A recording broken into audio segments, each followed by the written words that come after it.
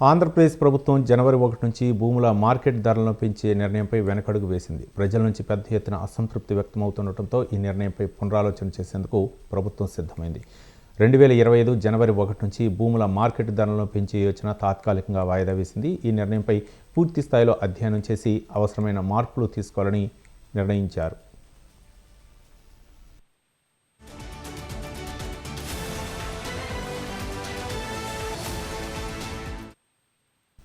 ఆంధ్రప్రదేశ్ రాష్ట్రంలో భూముల రిజిస్ట్రేషన్ విలువను సవరించడం ద్వారా ప్రభుత్వ ఆదాయం పెంచుకోవాలని ప్రభుత్వం భావించింది. 2025 జనవరి 1 నుంచి కొత్త రిజిస్ట్రేషన్ విలువలను అమల్లోకి తీసుకురావాలని నిర్ణయించింది. ఈ మేరకు అన్ని జిల్లాల జాయింట్ కలెక్టర్లు కొత్త ధరలను ప్రతిపాదించి ప్రజాభిప్రాయం సేకరించాలని రెవెన్యూ శాఖ ఆదేశించింది.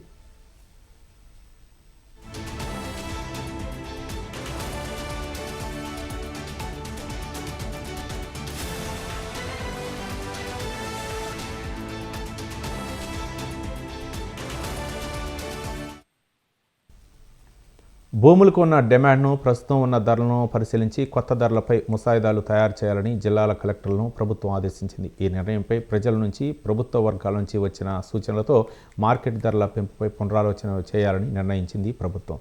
ప్రజాప్రతినిధుల నుంచి కూడా వ్యతిరేకత వచ్చిందని సమాచారం.